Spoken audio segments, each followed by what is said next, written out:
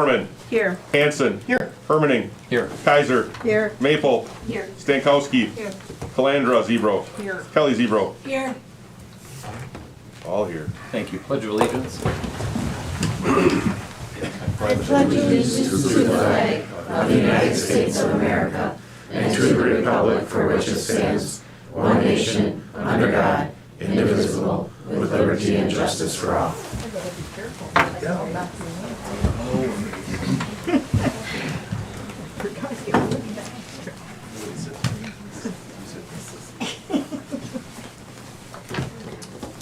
All right. Approval of the agenda, please.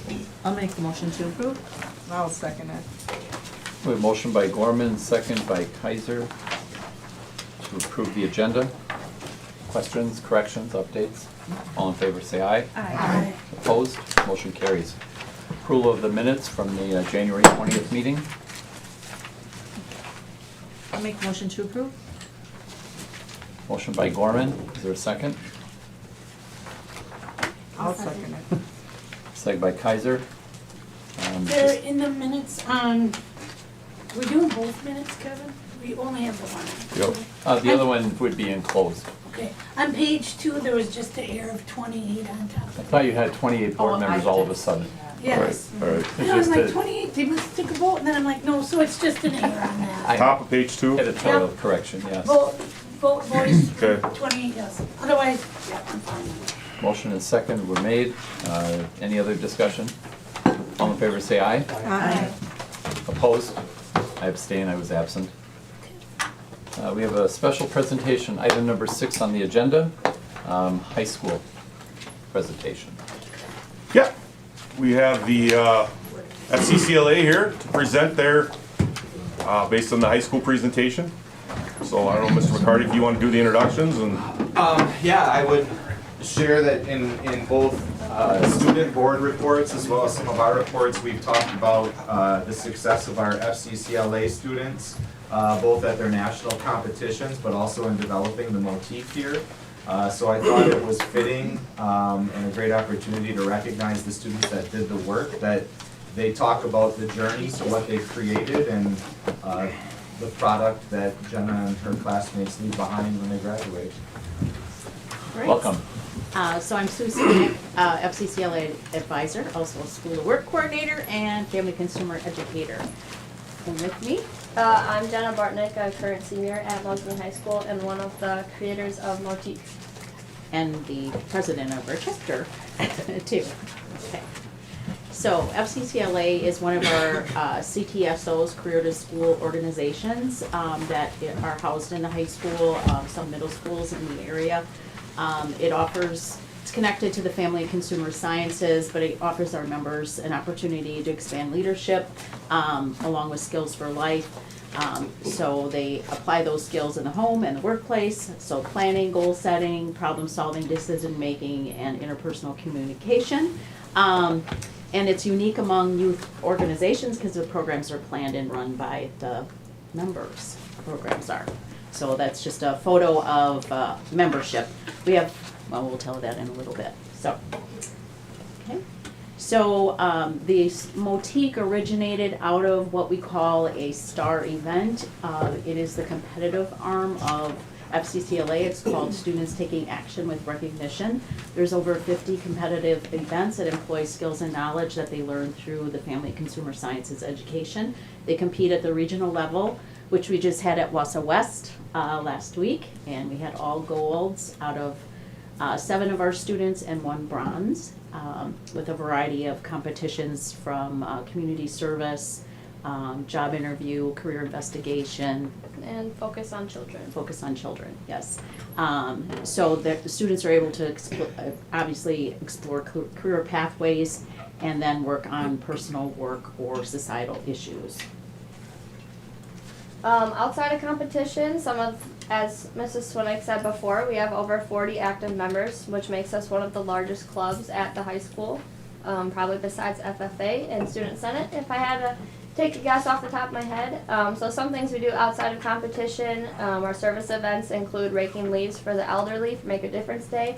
In the fall, we host a table at the Christmas craft sale where we sell different jars and goodies, and all those proceeds that we make go to purchasing gifts for a family in need, sponsored by the women's community. So in the winter, there's a picture on there of me and Mrs. Swinnick dropping those off for the family.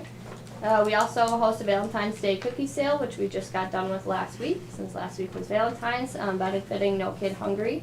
We also just got done doing our crepe sale for the teacher in service. That was last week Friday as well.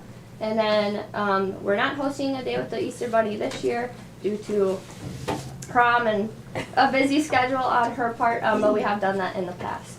So. And then also, did you know Mosinee FCCLA also created and manages Motique, More Than Clothes? So the timeline or the history on the resource closet was back in 2019 or 2020. Katie Goodman had asked if my club members could help manage just the food and clothing that would show up in this hallway in some cabinets. And so I said, well, I don't need more to do, but let me see if my club does. And we definitely had students step forward and say they wanted to manage it.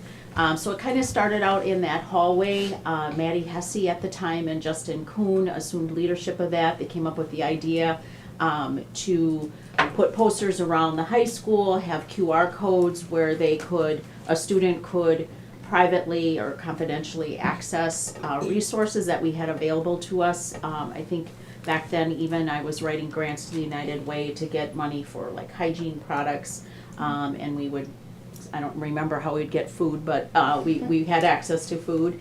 And then if a student scanned that and filled out the form, then the form itself would be sent to the assistant principal.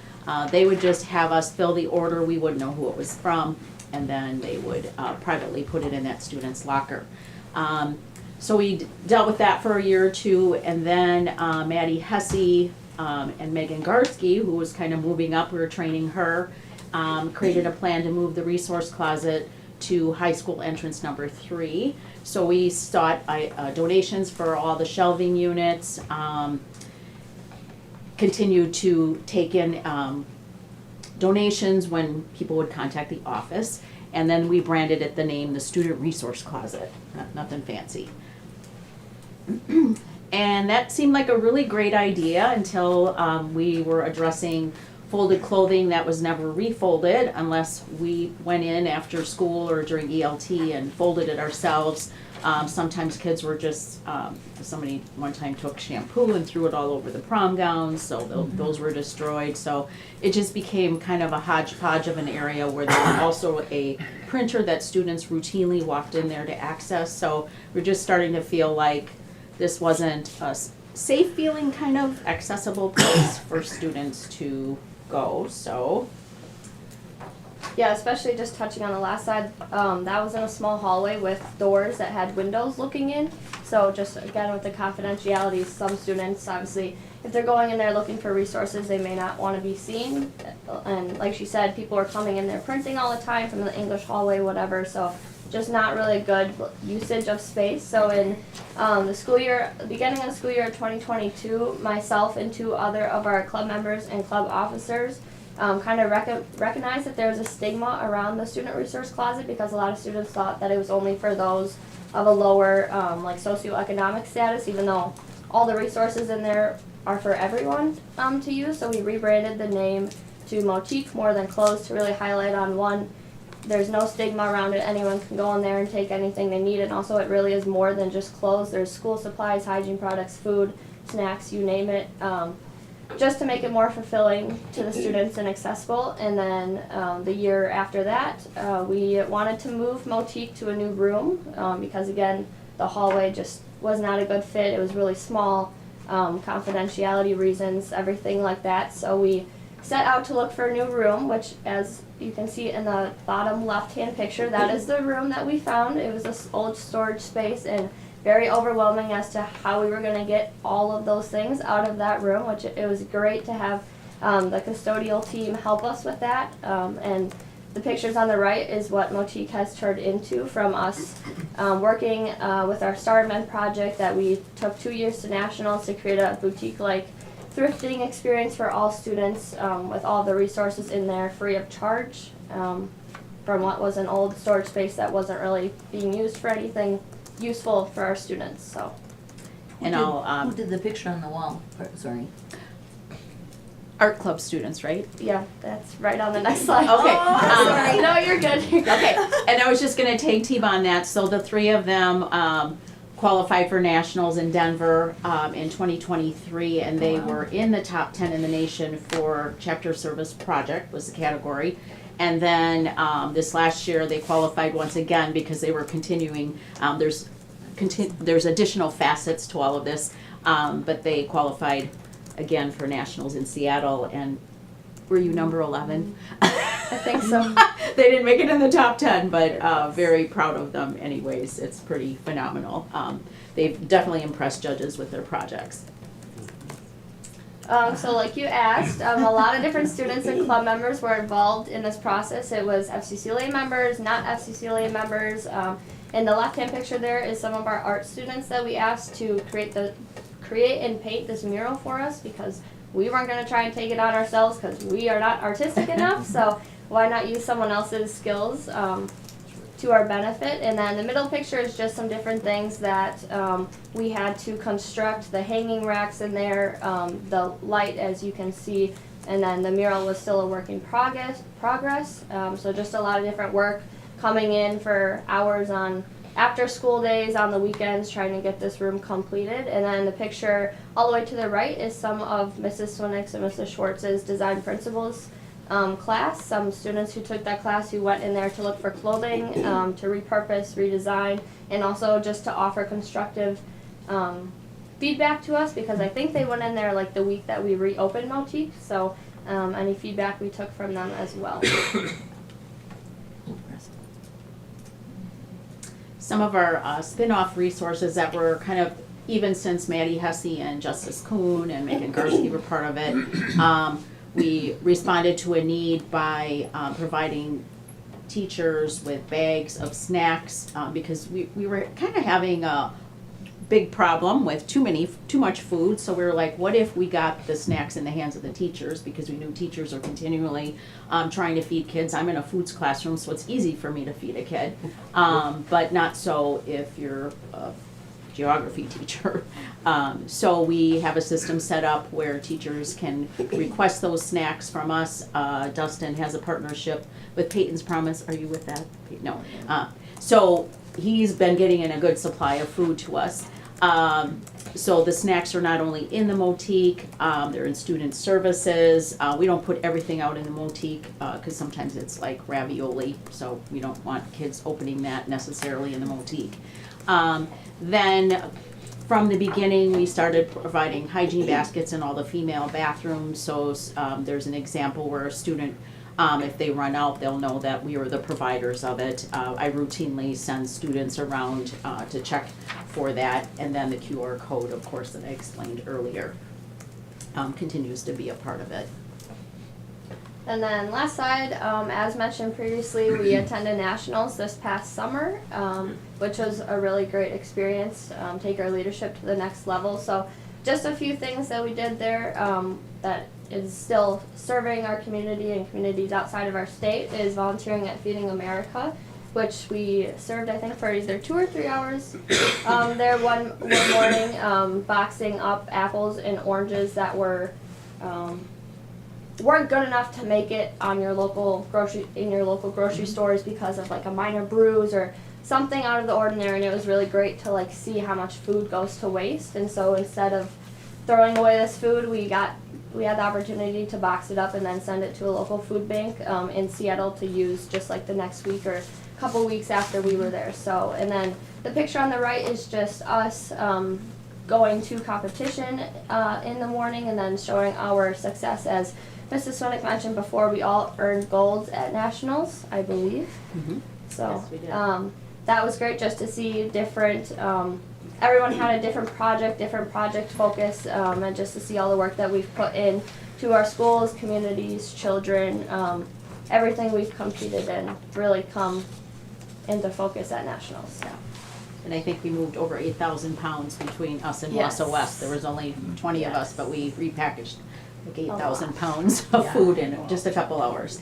Definitely a system to that. But yes, Nationals is super exciting for the students to see that these are the future. This is the future of our country, of these students who want to make an impact in their local communities. So, and that is our last slide.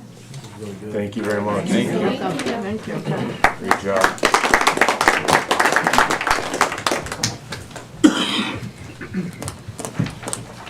Before we go on to item 6.2, Kelly, I think I know what you were asking about, approving the other minutes from February 13th. So on the agenda that is in our folders, it has that. The agenda out in the hallway does not. Okay. And the agenda online is the one that's out in the hallway. So the February 13th minutes from in our packets Okay. must have been a later add, Yep. so we can approve Those those in in there. closed. Okay. Because it was from the closed meeting anyway, Yep. from last week. So, thank you for bringing that up, though. I was wondering where that was, I didn't know what you were referencing. Awesome. Item number 6.2, discussion, presentation on building and district local report cards. Yeah, this is something that kind of administration took on this year as our main focus. We kind of tackled local report cards at the building level, and then we're going to build its way up to a district level report card here as the next step. But like I said, the first step is the building level ones. So we have obviously the three principals here to tell us about their respective process, program, and how it all happened. And they have, I believe, copies of the report cards that didn't come out perfect.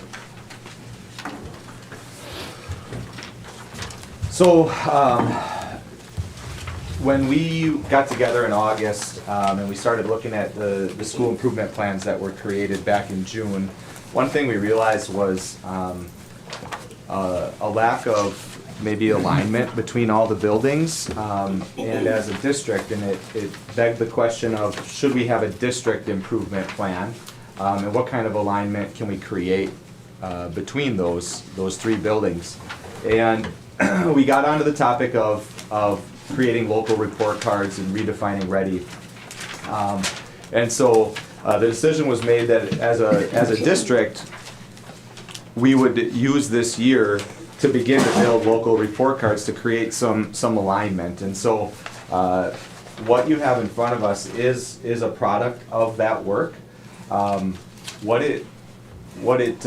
guess the other part of that conversation that generated this, I guess, idea, not really idea, but goal was, again, we're sitting in August, we're preparing for a school year, and when we look at the state report card that comes from the state, while there's great data, we don't get it till middle of October of the following school year. Some of that data is 2 years old, and so when we're talking about really improving our continuous improvement process, finding some more accurate lead data to use to generate and monitor our improvement cycle was something that we felt was really important. So we began working on defining that criteria, understanding what it is, and building this local report card. How can you get rid of that?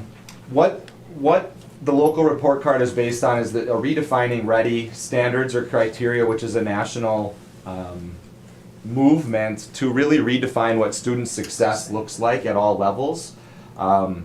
While the majority of the research is strongest at the high school level, more and more research is being done at the middle and elementary school. And what it's based on is while the standardized test scores can tell us something, it doesn't tell us the whole picture. There's other criteria or readiness factors that help us understand if a student is ready to be successful after high school, beyond simply an ACT score or a pre-ACT score. It doesn't ignore those scores, it just factors into a more well-rounded picture of whether or not students are ready when they leave the building. All of the criteria that is defined in Redefining Ready is research-based and backed by a lot of different researches that help indicate whether or not a student is ready. And so when we build a local report card, we're not just pulling data points or factors that we like or that we think is good. It's all research-based indicators of whether or not a student is ready to move on to the next level. So whether that's an elementary student ready to move on to middle school, a middle school student ready to move on to high school, or a high school student who is college, career, and life ready. So in your packets on the front part, I included, just in case this was hard to read, what those indicators are for our high school students. So a college-ready student, if you were to not use redefining ready and you were to only look at standardized test scores, ACT defines college ready as a 22 composite score or higher.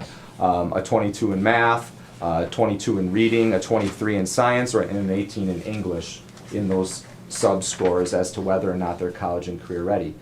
What the research shows is while that is true, there's other indicators, specifically your GPA, in which you work on a daily basis, is a strong indicator of post-secondary success as long as it's paired with other college-ready indicators, like getting an AP score of 3 or better, taking an AP class and maintaining a C or better, having access to math or English and maintaining a good grade in a dual credit core class.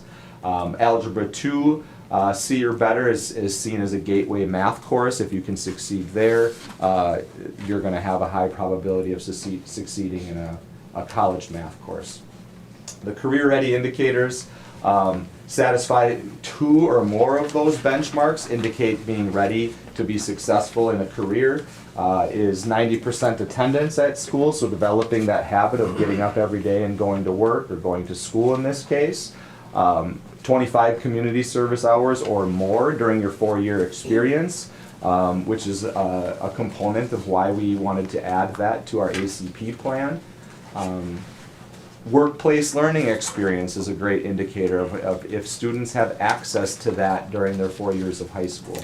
Earning an industry credential, that could be like a CNA license or some kind of credential that is recognized in an industry pathway that would allow you to succeed. Adobe, the Microsoft Suite, any of those credentialing programs. A dual credit class in a career pathway course. So that would be taking a dual credit course in a pathway that you're interested in. That could be dual credit welding, that could be dual credit accounting, rather than that core class of math or English, but did you have exposure to a college level course in those pathways?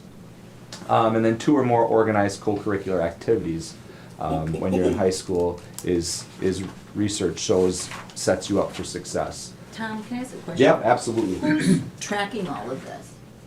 The locally or Well, on like a grand per student, scheme? per student, how are you gathering all this, where are you putting it? This is the process that we want to start. Start. And when we get to the end, the goal would be, I would love to have such granular data on these indicators that we can say 98% of our students are college and career ready and show why. We don't have that right now. Okay, so you don't know But- how you would gather it and like put it into a student We file? we have it on a school basis, but we don't currently at a student granular level. Got it.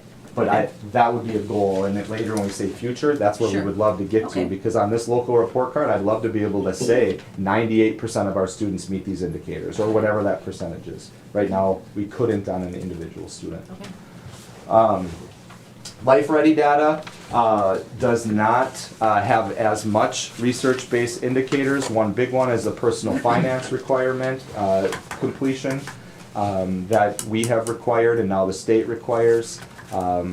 Just through those activities of like co-curriculars and things of learning to persevere through problems, learning soft skills, deeper learning. So yeah, so coming off of what Tom had said in regards to all of the indicators that really drove the high school to be college and career ready, Jolene and I looked at how can we apply that in our buildings, and then how can we tie in what you've typically seen in regards to your school improvement plans, and now tie in what we want to reflect in our local report cards. So if you think of our school improvement plans, the way they've been designed, and we've always spit them out at you guys in the beginning of the school year, now you take those goals, tie them into your local report card, and then support it with research-based information. Like what you're gonna see on the report cards that you have in front of you are attendance rates. Those are consistencies, regulation skills, GPA, reading, math readiness, and then your forward scores. So it wasn't like we're just picking off the tree the stuff we want to showcase because we're really good at it. It's consistent data over time that is going to come over and over and over again, so you have a very good track of how we're doing as a district as a whole, and then also per building.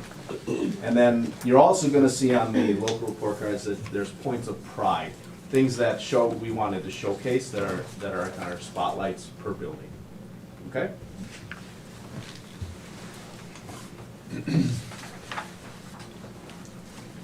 So one of the big benefits to using a local report card to coincide with the state report card is it helps tell the whole story of what's going on in a school beyond ACT scores. And you know, we went back and we talked about the state report card a couple meetings ago. When I look at like on track to graduation rates on the state report card, that data is 2 years old. So those people they're not in our building, but they graduated 2 years ago. It allows us to get more current data that we can actually use for actionable continuous improvement during the year. And so it helps us kind of shape that narrative, but more importantly, it strengthens that improvement work because we've identified those data points we can collect throughout and identify whether or not we're actually improving. Another piece is the relevance that can create for students. And so Diane, this goes to your point of helping tie this to our students' academic career planning goal of checking off. If you want to be college ready, these are the indicators we have to do. So when we're choosing classes, are we there? When we're looking at our grades in homeroom, we understand that this is the GPA that we're looking for, so we can work on goal setting and things. And so we can tie our school improvement really to student improvement as we kind of nail that down level by level, and we can help make this process relevant for everyone in our building. But it also creates talking points with our community to be able to release this publicly, to say here's what we're really good at, here's what we're working on, here's what we're trying to get better at. In my experience, this has generated a lot of conversation around community offering ways to help. Because now they see a report card, that data points that they can connect to, and you're communicating this is a goal, and maybe they have an idea of how to help. Specifically when we talk about workplace learning and things like that nature, in my experience, that has generated more two-way conversations with local employers of how to help our continuous improvement plan, and both benefit from that. So the connection to community is another positive. The administrative team felt very strong that, you know, the report card that you see in the newspaper, the score and everything, that gives people just one piece of information. And there's so much more to that report card and the school itself that we wanted to give the community something more that they could look at in a language that they could understand. And it really simplifies, like, everybody that you talk to knows your GPA. If you're successful in middle school, it's going to show that you're successful in high school. So that simple approach to communicate what we're doing is a lot better than just spitting out the district report card score or per building report card score. So here they are. Here's our 3 local report cards and then the school improvement plans. You have them in that packet that I handed out. I printed out each building's local report card draft, as well as our school improvement plan, because part of this is an update on that progress, but also hopefully to tie the two together to see how those improvement plans can improve with these data points available in the summer. For example, you know, the high school's academic goal for continuous improvement was increased graduation requirements, which is a great goal. It's a task we needed to accomplish. We've accomplished it, but I think we can do better on a continuous improvement plan to really monitor how we're driving student learning throughout a whole year. And I think this local report card is just an example of how we can do that. As we went to the other two goals. One was to improve our data usage and tracking at the high school through EduClimber, which is a program through better teacher training and build better culture from our students' end. This is done. Our associate principal, Kurt, it sends out bi-weekly reminders to staff on how to do things, how to create consistency from classroom to classroom when we're looking at certain behaviors, provides training for staff who are struggling with certain behaviors. So that it continues to be done. And our leadership goal is centered around engagement around technology, building education opportunities for students in cell phone usage, surveying, and the end result will be updated handbook language for our cell phone policy coming forward in a few months. As far as the middle school goes, The links aren't working, that's why I printed it. oh, you did. On there, is it not? Look at that. So, and you'll see that in the local report card and how it ties to the improvement plan, it's pretty clear that looking to improve academic performance with kiddos. On my local report card, you're gonna see a three-year data points on kids' GPAs, their pass-bridge scores, and that growth over time. And the ways that we get to those kids and how we get to them is what our basis of our culture goal is around. Looking at being more responsive to their needs, looking at those data points and creating plans around it to create that success. And it shows that those things are working because we are having kids succeed at those nice percentages. And then our leadership goal is continues to be building that professionalism around healthy relationships with kids. If you look at one of the points of pride on our local report card, you're going to see that we have a lot of kids involved, not only with academics or athletics, but some sort of club. And those are those touch points for kids. So you can now kind of see how these two things are gelling together with your improvement plan and then the information that's coming through in your local report cards. And a huge shout out to Heather Bartnick, by the way, because she's the one who worked her wonderful technology magic to make this all pretty. So if you take a look at the elementary report card, just to kind of, or the local report card, why don't we go the other way? Let's go. These are on the website, Not, on the agenda. I know, but are they The gonna real- be on our school website? Eventually. yes, not yet, It's not yet. a selling. Yeah, absolutely. So just to touch on our school improvement plan, at the elementary school, our focus in the academic area was really around improving our instructional practices, and that aligns with our learning around structured literacy with Act 20. So a lot of work has happened in that area as our teachers have been learning and growing through the training around that, as well as the new assessment platform that we've learned. And then the culture piece, we've really been focusing on the positive school community by creating that supportive environment.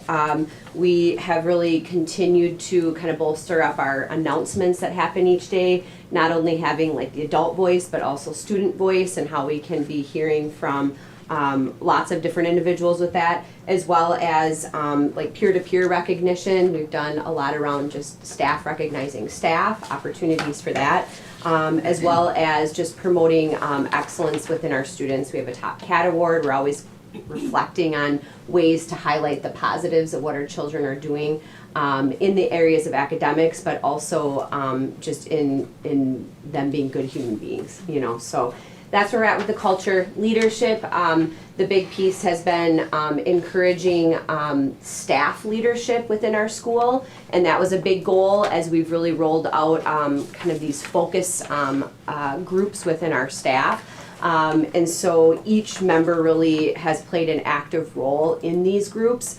And a next kind of step with that is the goal setting piece. We had a training around wildly important goals and setting those goals. So there's classroom goals, kind of individual goals, but then school goals, and that's our next step around that. So there's been a lot of work in that area. And like middle school and high school, this kind of links to the local report card that you see here.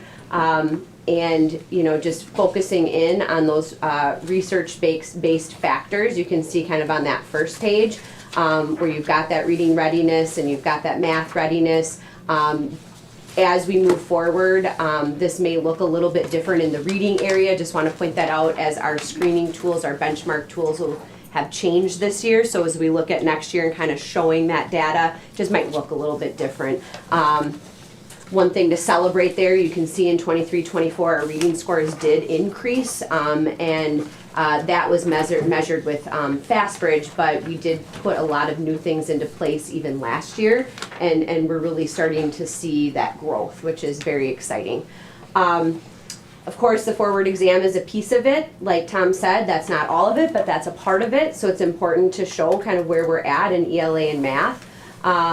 And then, like Brad had touched on, the points of pride, and one of the things that we really tried to do in all 3 of our buildings is have feedback from our staff. What did they want to be celebrating within our building? And so this was something that was a really collaborative effort in some of the highlights that we want to showcase. And I do feel like this could be consistent year to year, but also fluid as different things kind of come about. So go back to that. Let's see. So what's next? When we look at this, like you had asked Peter, is this on our website? We do want to showcase this, but our first step was creating it. So there was a lot of collaboration between the 3 of us and our administrative team, as well as our leadership teams within our buildings, to create our first local report card. So we're very excited that we are at that point where we've created it. Our goal moving forward then is to utilize that into building our district improvement plan as a whole, using the data that we've collected, and then looking to release that official version next school year.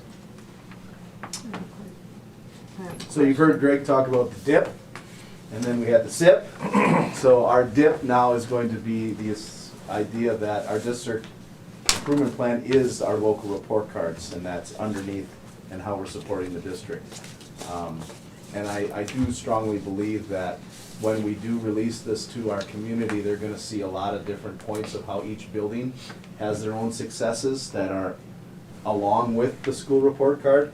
And as an advertising tool, absolutely, it shows and showcases. So I'm wondering, do we have to wait until October then? Because you lose, we do, to put our local one? No, we don't. Because I'm thinking this summer, June, families are frustrated in Wausau.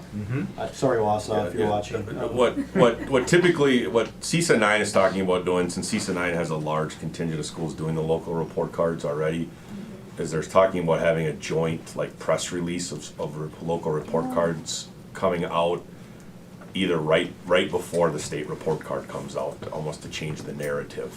But we don't have to follow the rest I'm of just looking CISA 9. at, I don't know, when families in the summer, they might be looking, or somebody's gonna move. Well, right now, open enrollment's open from February until April, so we're in the middle of the open enrollment window right now, we're on the front end of it.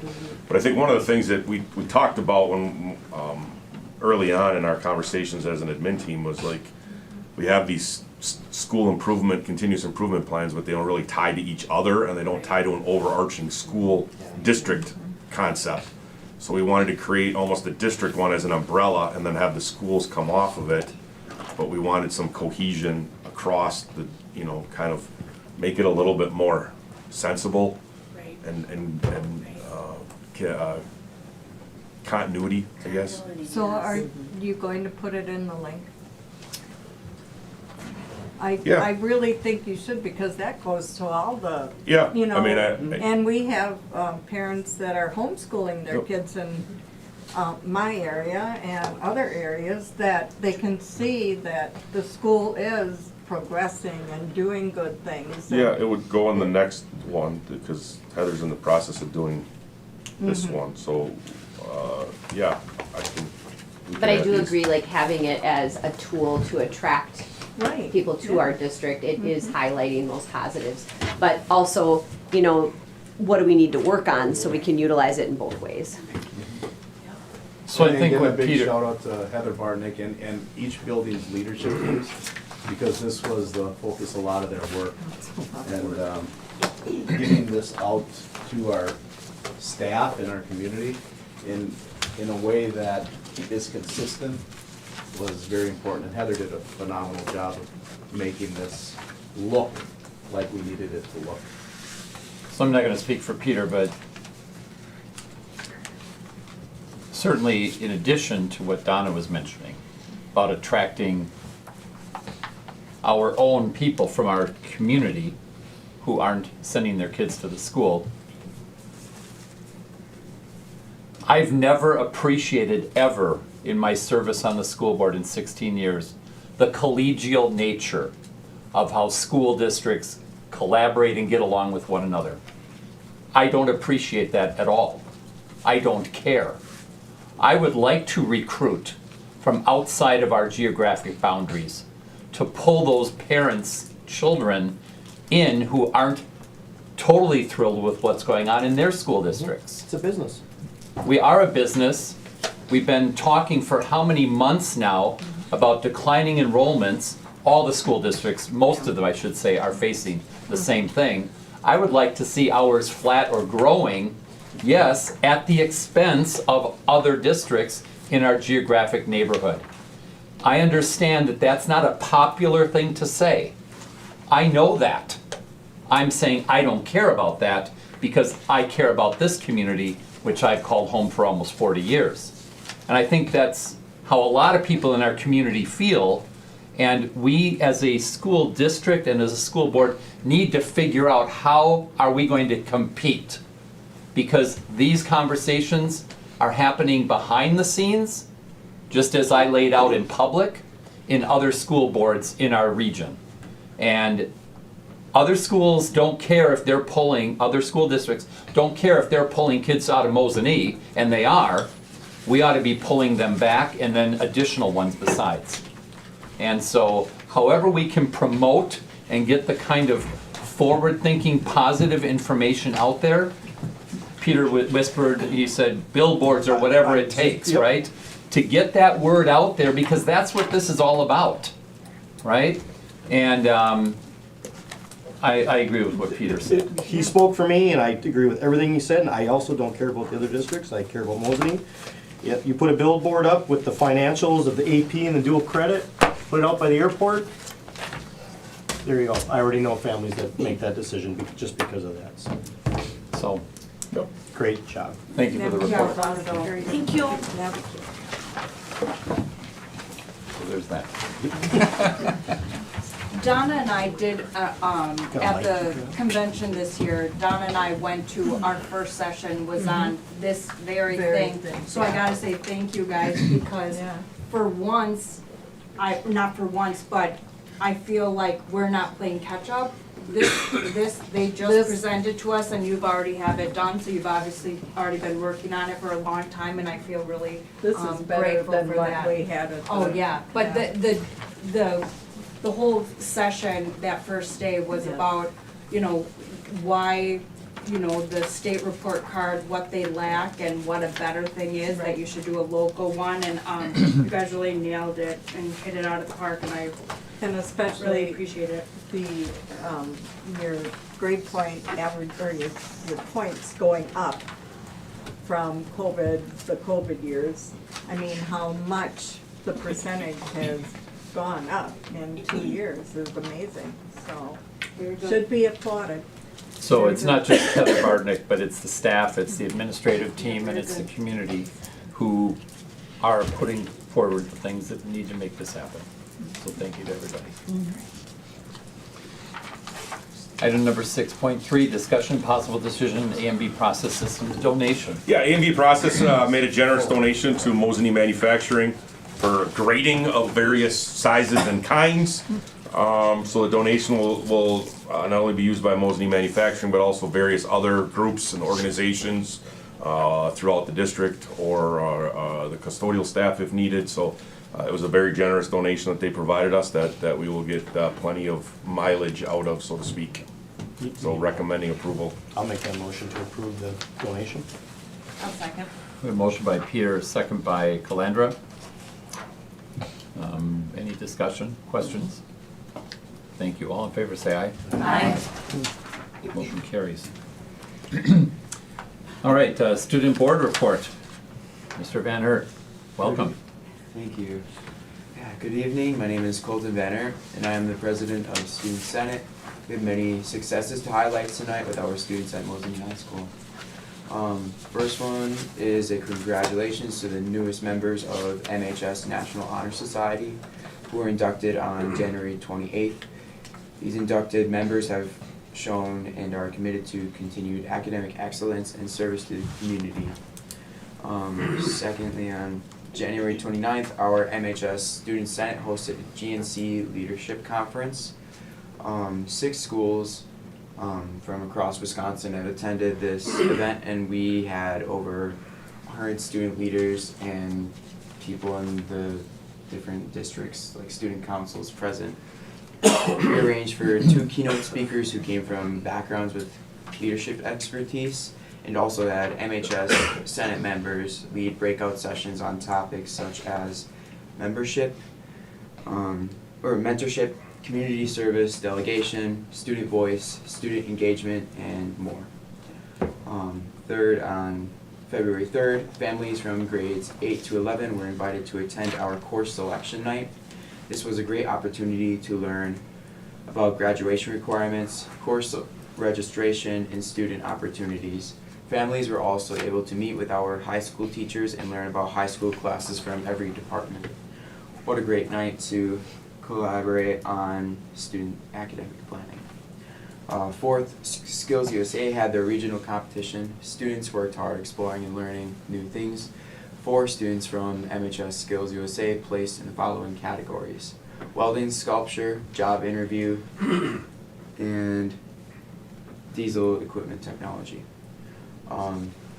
Fifth, last week our high school celebrated Winterfest. This was a newly organized week-long event that was filled with activities intended to involve, connect, and create positive energy with all of the students in our student body.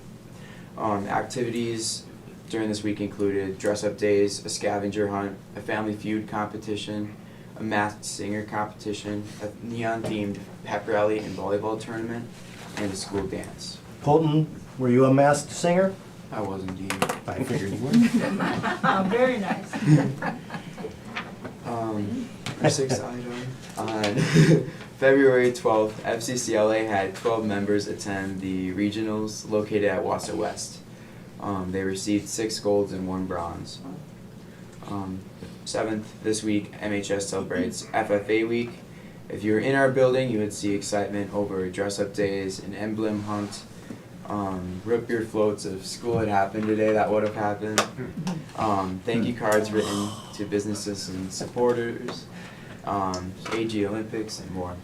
For boys hockey, 5 players were recognized all conference within the GNC and were awarded the 2 seed in playoffs. They start their playoff run this week.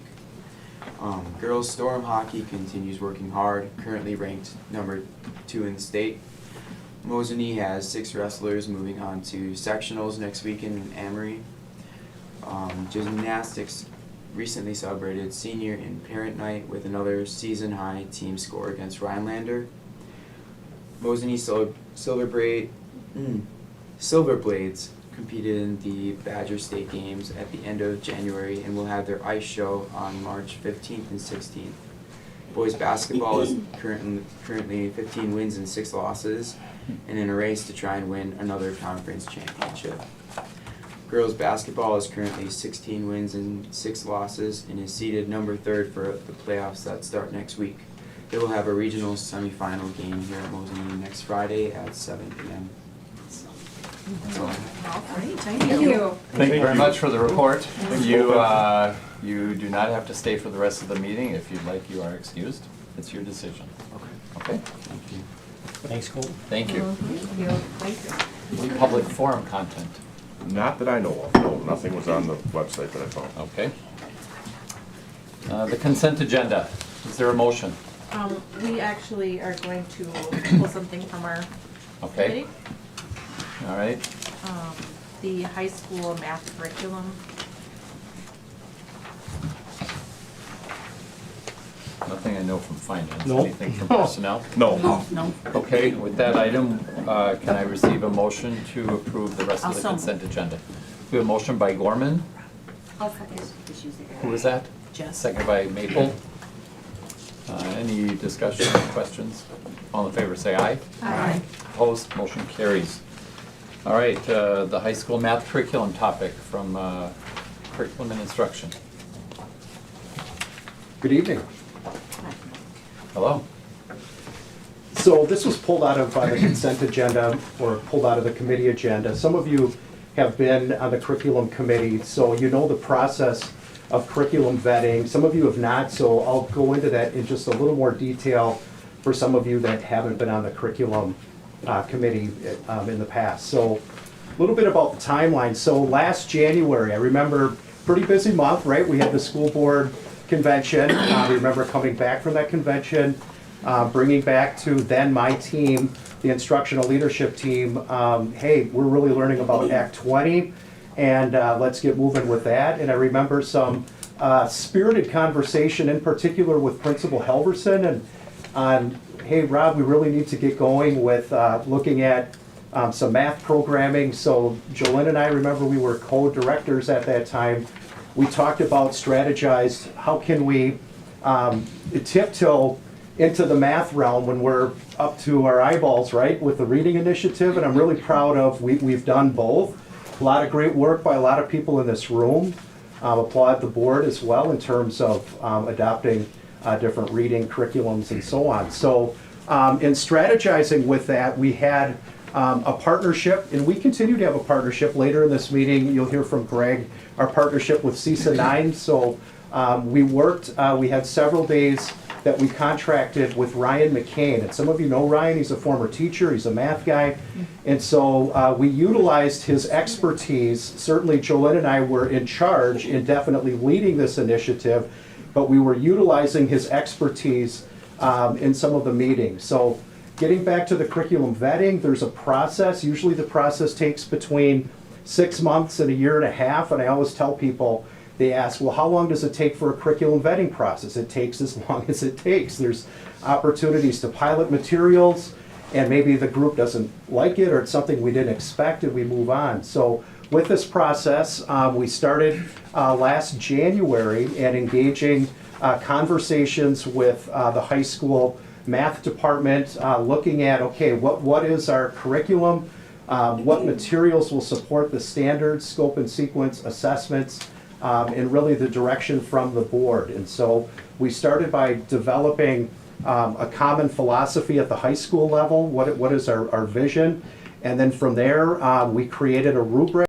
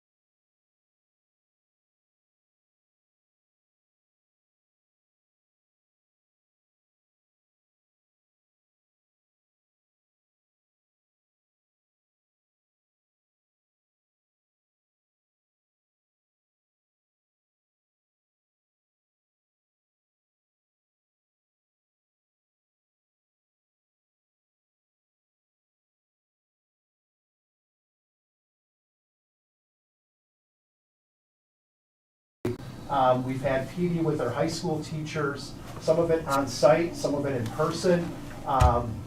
One of the days that our consultant will be here working with the high school math team, I believe it's March 4th, that's our next day.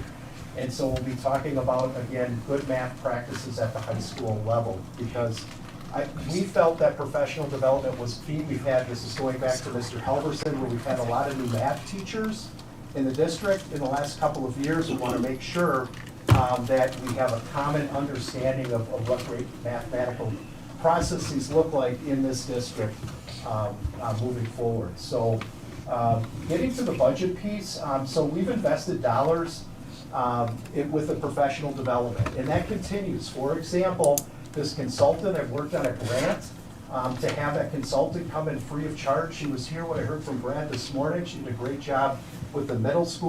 So we're engaging now middle school teachers in that professional development to develop a common math vision at the middle school that correlates with the high school. So the budgeting for illustrative math,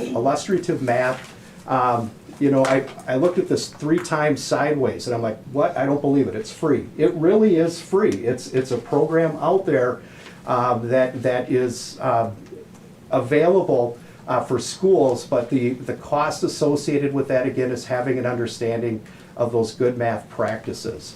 So the team at the high school piloted this first semester here in the district. What I've been hearing, and I'm going to turn this over to Tom if he wants to chime in at all, what we're hearing from our staff, and we've had one veteran middle school math teacher that this year went to the high school. She's a wonderful math teacher. She's been instrumental in that pilot and talking about how it's engaging with the students, how it's helping students understand mathematical concepts. So I'm not here to get into out there. You probably hear about this. There's reading wars. There's also math wars. There's science wars that go on. Haven't heard about them in a while. We are Mosinee District. We control our curriculum, okay? We can choose curriculum materials to support our curriculum. So these curriculum materials are what our teachers are saying at the high school best support the teaching practice, the curriculum that we have in place. So, you know, sometimes you hear about, well, what's better in science? Should you, you know, focus on the science process, or should you focus on, you know, density, figuring out, okay, what's the formula, what are the math concepts? So, whatever program we choose, know that as your instructional leader in the district, I am promoting basic skills so that all students can go on and do whatever they want to do, go to the military, or, you know, be a mathematician. So know that whatever program we choose, what materials we choose, there will always be a focus on building on concepts. Again, we're talking high school here. We intentionally chose not to start at the elementary school because I would have, right? We would have put people over the edge if we started looking at an elementary program. But we decided to start at the high school level with these conversations because, again, there was that sense of urgency. We had reading going on at the elementary. So at this high school level, yes, it really does focus on mathematical basics, but it also gets into focusing on teaching math as a verb. You do math, just like you do science, okay? It's not a noun, it's a verb, okay? So when we're talking about doing math, we're having students turn on their brains, okay? They're not empty vessels and you dump information in. We're actually asking them to think and become actively engaged in their learning.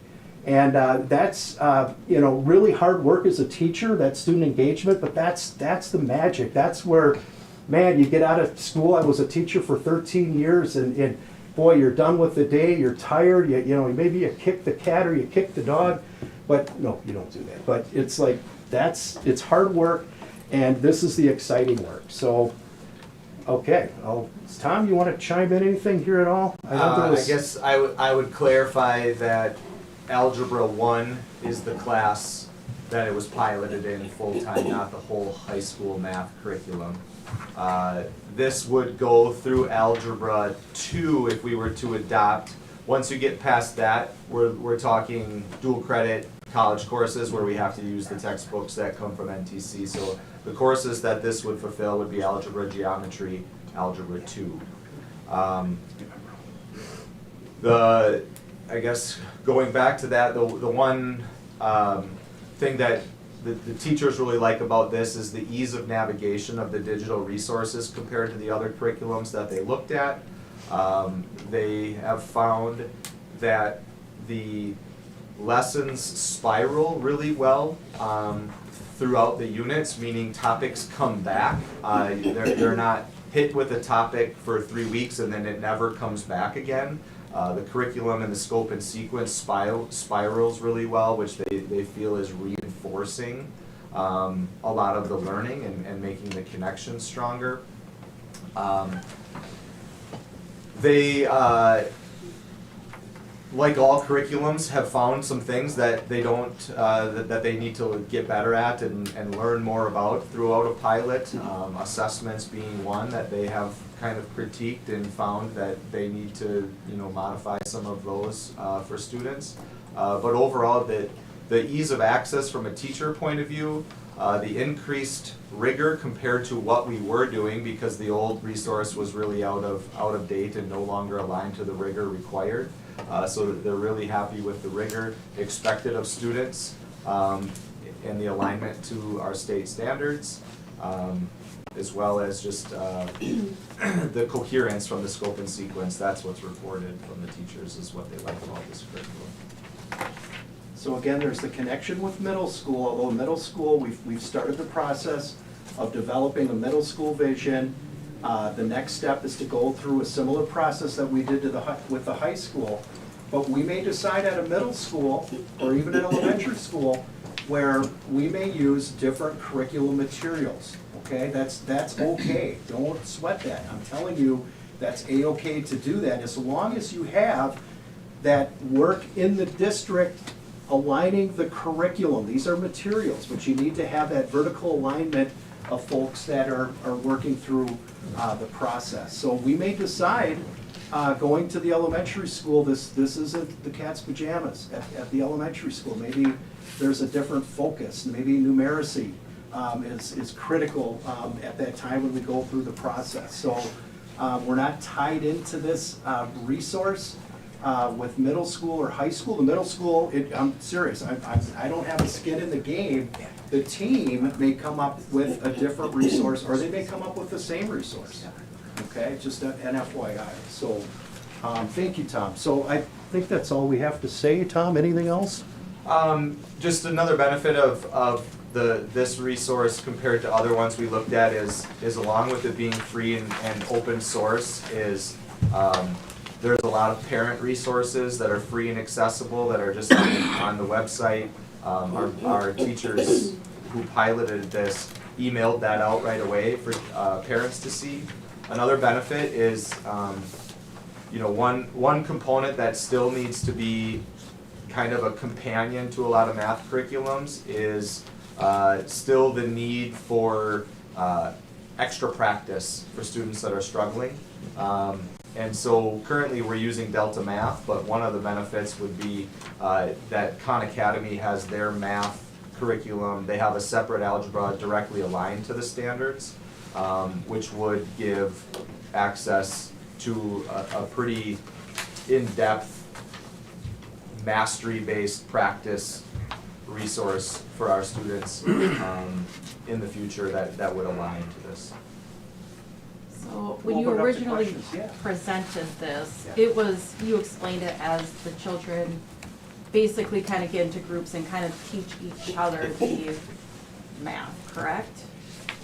We would still use the model, what we call gradual release, which means there still involves a lot of the modeling of what something is looking for. So it's definitely not open in terms of students kind of picking out their own problems, that kind of thing. There still is the direct instruction for how to go about solving math equations. So it's really that differentiated approach, but it definitely focuses, like at the committee tonight, Ms. Zebro, I was almost giddy sharing with the team how at the elementary school in their fab lab where those students were working together, solving problems. So that certainly is a piece, just like in the workforce, right? I mean, we don't I know here in the Mosinee district, as an administrative team, we're a team and you bounce ideas. And so we want students to be able to develop that, I guess, ability to do that as well.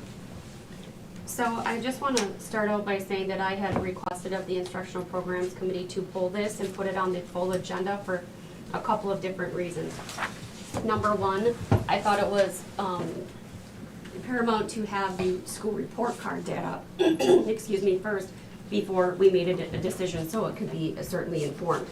So a couple of things I wanted to point out, and Kevin, you may recall, I know it's been at least the last 2, perhaps longer, because you were on the Instructional Programs Committee meeting team with me. But the last 3 years, we have been talking about getting back to the basics. So getting back to the basics of math, because time and time again, we have heard parents at the younger levels say, we don't understand how to do this. We can't teach our kids, we can't help them at home. And so that was very frustrating. That's something that I've heard quite a few times. So we kept saying, we want to go back to the basics. Now, number 2, it was a great report card which segued into this. So if you look at the math report card and the ACT scores, now, while we're doing well in math, that they're saying that 22 is what you need to be college and career ready. And if you look again at the high school, the math, that's our area where we have the biggest struggle, if you will, just out of the total numbers. So with that being said, I want to make sure that we are aligning, and as Kevin had pointed out earlier, and Peter, that we want to attract people. So in an effort to try to recruit, I think it's good to go back to the basics, focus on the scores, and that has to be in alignment with things all the way up the chain. And what I mean by that is if we also look back at, we had a change of administration at the national level. So on January 20th, there was an executive order about DEI, okay? So DEI came out, and what I do know, and I'm speaking from a firsthand experience in my outside job, that we have been having to scour anything in terms of grants and the grantees that have any DEI language. And so when I look at this curriculum, there is DEI concerns in it, and I want to make sure that we're going back to the basics. So I don't want to risk potentially just trying to be looking forward, losing any funding, because in Wisconsin, just as a whole, our schools, we get $838 million of federal funding. So I don't want to jeopardize the potential loss of any funding in an effort to look forward and make sure that we're going back to the basics so that we can help our parents, help the teachers, and help the kids. So for those reasons, I'm not going to support this curriculum. That's all I have to say. Anybody else? I would probably copy a little bit of what she said, because right on their website, it does talk a lot about, you know, culturally responsive pedagogy. Just a lot of the language kind of leans toward that DEI. You know, they've put out a couple articles that, you know, says that that's what they support. Wasn't there a change a few years ago where schools didn't have to align with Common Core? Yes, we're completely A-OK in yes, where we identify and establish standards. Now, we do that based on state standards, and there's nothing preventing local districts from developing their own standards based on state standards or not. It's the important thing is in the July meeting that the board has that's the state law where you have to adopt, and Greg, if I have any of this wrong, please jump in. It's at the July meeting where the board adopts the standards. And again, it's always been, again, I can only speak for myself, but my vision here the past 4 years to ensure that we have the basic skills covered And I've made tough recommendations to this board to pivot away from resources as they were not fully appropriate for the Mosinee district. It's not a good fit. So I just want to mention, whatever resource we use, we develop the curriculum and we, administration board, control what is taught. That's our job. And if there's something that we deem controversial or we deem, we have conversations about that. We have policy that drives those conversations. So again, whatever resource we choose, know that we have that authority to implement the curriculum as we see fit. So I know a couple of years ago, and then I'll come to you, Donna. Jessica, you and I were on the committee, and Kalanda, you might have come on. It was, I think, your first year when we were looking at the reading and the English curriculum, which we then scrapped the one because of the issues related to the digital version. Yes, sir. And one of the questions or concerns was there any, was the first question, and then second was sufficient level of instruction using phonics. And I remember speaking to several elementary teachers who indicated that phonics was a portion of the English and speech curriculum. And you too remember that, certainly you do, Jessica. I've always had a problem philosophically with the entire principle of Common Core. I don't know a lot about this curriculum at all. It doesn't take a lot to find information these days on the web. Sure. I don't believe everything that I read on the web, but I know that the individual who started this program was the author in Arizona of the Common Core program for the entire state in mathematics. I also recognize that he's also been awarded the Distinguished Professor of Mathematics at the University of Arizona. So I'm not saying that he's not a great math teacher. I don't know him for anybody. But I'm always concerned when somebody's trying to transform something away from things that have been proven for generations, literally generations, 100+ years, that worked. And so for me, I do recognize that the school district gets kids into the district at K4 and kindergarten, and then those who move into our district who are maybe not grade level ready. I recognize that. That's that gap, okay? I'm always concerned about whether or not we are, my words, nobody else's, I'm not putting my words in, I wasn't in the committee meeting, dumbing down the process to make room for, dumbing down the process for those kids who are at grade level ready or beyond in order to force mediocrity to bring up the child or children who aren't at those levels, rather than is there room for both or even more than two, as far as capabilities and growth for kids who are ready to go even beyond what we're teaching. And I appreciate that we have dual credit. I appreciate that we have AP classes. And how can we accomplish multiple goals at the same time with a limited budget and limited staff time as well? Because the teachers are being asked to do so many things beyond just teach their core curriculum.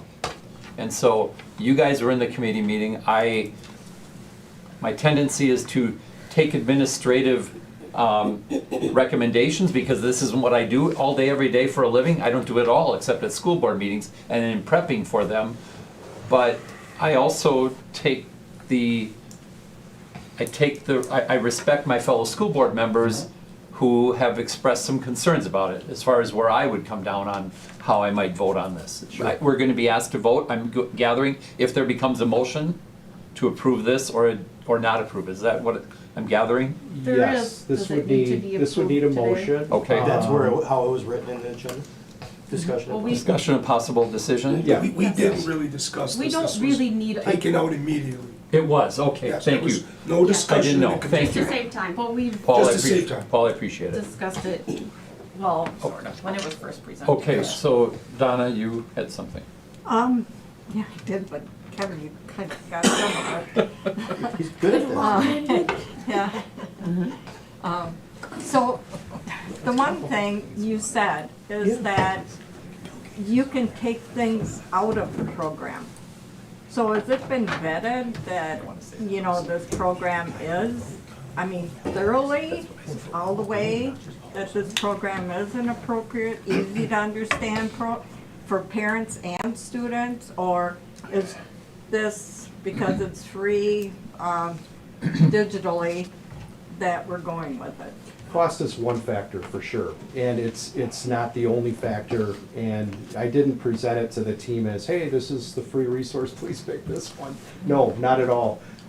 So what I meant to clarify my comment on, we can develop our own program. What I mean by that is we can develop our own program. We are not mandated to. I teach fifth grade CCD, okay, so I have the Father, Son, Holy Spirit, I listen to Father Albert and everything else, and if he tells me to do chapter 16 but not 17, it's kind of like that, where it's like, okay, yes, we work with our math program under the direction of a curriculum person to have vertical alignment talks, okay, here's your standards, here's the scope and sequence, and then these are materials to support that. So that's what I meant by that comment. This was piloted in And- Algebra 1, And correct? it was piloted, so, And the yeah. teacher that piloted was Mrs. Shoup, correct? Mrs. Shoup and Kristen, oh, she changed her last name, help me out. No, Mr. Dahl. Mr. Dahl, okay, Mr. Dahl, And yep. what was their recommendation? What was their feeling? They piloted for a semester? Yes, so my understanding, Tom, you let me know if I'm off base on this date, this is their, yeah, they want this, they're not sure what they'll do if we don't And get this it. was obviously probably discussed at their team meetings, their math meetings? Yeah, they, like I said, that they highlighted those major pros of the curriculum. Some things that they see is student growth from understanding at the beginning of the unit to the end of the unit. Comparing to previous years, they feel at the end of unit, the strength of knowledge is stronger of what they're learning. Same standards, but the strength of knowledge is better. I guess, So if I'm hearing you to right. give you some background beyond that table that was presented on the initial one, probably in October. Yeah, we brought in another resource. October, they wanted to solidify, because they were starting to like it, and they said, well, were there any that we didn't look at? So we brought in 2 additional ones, HMH. Reveal and Envision, to Yeah. take a look at and kind of look at the resource. We went through the same rubric. They still graded illustrative math as the highest of those. To answer, Donna, your question, if you utilize Ed Reports, which is a reviewer of curriculum, a third-party reviewer, this curriculum does grade as the highest high school math curriculum. If you use that. Going back to, I guess, Jessica, your point about the school report card, one of the things we've identified as an area that we need to get better at is, if you look at the state report card on the growth page, our math students are not growing at the rate that a student needs to grow from the start of high school till when they take that junior test. And so, one thing that they really like about this program is they do see a true increase in what students are expected to do compared to what they were, which makes sense, because when you look at the curriculum we've been using, it's out of publication, it's old, and so, and going to what Rob is talking about, you know, kind of creating our own, that takes a really high level of teacher knowledge and intricacies of those standards of understanding math to build your own curriculum. Completely. So, I do have Right. Prefer not to. Go ahead, Kelly. Kelly? So that leads me to two questions. It's like, it's already implemented. If we don't vote for it tonight, we take it away and we start, We'll start the process over. Or we go back to what we were using, or we maintain this until we prospectively replace it? This was just a pilot, though. It was Just a only pilot. We did a few not- classes. okay, and number two then, Only 2 classes. like you said, where do we go from here? It's not like you can make a curriculum yourself, and it's gonna take you time, Take a lot of time. yes. So, as Paul said, though, only 2 classes were I using this. understand, Which but- means the other ones are using something else, and those 2 classes, those 2 instructors could go back and use the ones that everybody else Actually, is. Okay, was weren't only those one? failing? 2. 2 classes. So what was the progress between those two classes and the other classes? To clarify, just Algebra 1 is officially. Oh, what I just thought. Algebra Not a 1. section. Oh, okay. The other Oh. classes have pulled lessons, Oh, right? okay. And as part of the pilot here and there, they are not officially doing it daily, every lesson, like a full pilot Understand, would. with test scores, sometimes you're mixing apples and oranges, because the students in one class may be different than the students in the other Exactly, class. you're not, yeah. I'm very confident upon the recommendation That's how of the I one feel. teacher. I talked with her for a long time. I'll be more than happy to go with her recommendation. I agree with that. I think they're the trained professionals, right? You're talking about people who have their bachelor's, master's in education. If this is the recommendation they're bringing forth, I completely support you. So I want to add, no, Calendar first. no, Okay. Calandra first, yeah. I would agree with that, because I am not gonna pretend to sit here and be an expert, but as these 2 were talking about earlier, and as a parent, you know, trying to learn a lot of the Common Core math along with my children has been challenging, and I hear it from parents over and over and over again. So to me, this is just my personal opinion, I would love to go back to the basics of a lot of things. And originally, when this was presented to us, it felt like a stray from that we were straying more away from the basics again, you know, and as Jessica pointed out, it's right on their website. I'm not saying this is DEI related, but there certainly is a little bit of that terminology that they use.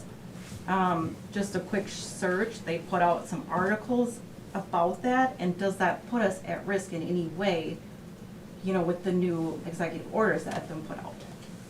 I don't think so, and again, this is just Rob Way speaking, and please, anybody else in the room jump in. I think a lot of companies or programs, it looks at like, okay, I have like different perspectives. It's almost like Neola, right? Where we work with them individually to make it ours versus, so I know there's changes on the horizon, as Jessica alluded with education, which is exciting, but we don't know what changes are. But again, Mosinee District, we are all about local control, and we control what we teach and how we teach it, if you will. So there's nothing, you know, the board hasn't adopted Common Core standards. The board has adopted Mosinee standards based on state standards, and you have the opportunity to do that again this July. And know that, again, you have administrators, leaders in this district that believe strongly in teaching the basics, and whatever programs we use, math, social studies, reading, we're gonna do that. And what Kevin talked about, we made some gutsy decisions a couple years ago, even at the elementary school, to go towards U-Fly. Boy, am I glad we did that at that time. So And that's anyway. another free program too, right?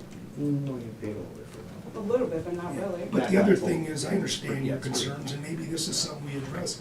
Maybe we're not assisting the parents enough in math. Maybe we're not giving them the resources, what we need to do to assist their children. Maybe that's something that we need to look into. I Sounds would like it's been add, a- the resources are there. Okay. There's videos, which is great, but you know, as a parent, when you come home from work at Maybe 5, we- 6 o'clock, and you're helping Maybe your we child need with to do homework. that. This is a high school. Right, I course, though. understand Are you that. I'm not helping your comparing. Algebra student with their high school Yes. math? No. No, Right? I They're in high understand school. that. I don't even help My point was elementary is that we're students just, with their math. that is really straying from the basics, and this feels like another step away from that. That's just my, So, What I'm I- saying, as a high Yeah, schooler, I you're not understand that. assisting your kids, so Well, I- I don't feel I like wanna the parent address that. resources Peter. are as important. Right. So, with all due respect to our math teachers, I have an engineering degree. I think I had 8 calculus classes in college. That was about all I was good at was math. English, I writing. don't believe that, Peter. I'm serious. I'm math from kindergarten on, very strong. I have not been able to help my children with Common Core, with the new math. Now, my son's a senior. He hasn't wanted dad's help in the last 4 years, so I'm gonna throw that out. But even Lily at 8th grade, I look at her math, I can't understand it. And again, I would say my education matches is pretty well up there with our math teachers. So, I can see, I'm guessing high school, maybe you're getting away from that Common Core stuff. I could maybe support it on a high school level. Again, 2 months from now, when you guys are talking middle school, elementary school, I won't be here. But I only spent a little bit of time researching the company. Not only did Kevin mention the Arizona professor and what he did for Common Core in Arizona, on their board of directors is the man who wrote Common Core math in our country. So I'm really struggling with it because I cannot help my children. And I think it's the most asinine 180 switch that this country did in our education program. So I'm really struggling. Started And with the No Child Left Behind. I'm also, I think I've had 6 years of a proven record of supporting administration, oftentimes against maybe what I believed. Because I believe in that, and your recommendations that you've spent a lot of time. So for that, I'm struggling with this. I'm feeling guilty, but I haven't researched enough to truly understand how much Common Core principles go into it. So just letting you know, I'm really on the fence and struggling with this. And I also am seeing that if there's anything DEI related, it's getting yanked, and it's pulling funding, and I'm nervous about that. Yep. And it's happening. I'm Oh, watching. it's happening to me in my Happened in business. your business. Well, just a few years ago, we approved a certain curriculum in which we could only use pieces of it, Right. based off a recommendation. No, I didn't see that on their website You're talking when I about spent time on it. Yes. I couldn't Yes. find that, but I'm So, guessing it's. you know, yeah, and I just Googled it while people were talking, and there's pros and cons in each of them. Some say they use it as a supplement. It's not challenging enough, but some say it's great. So,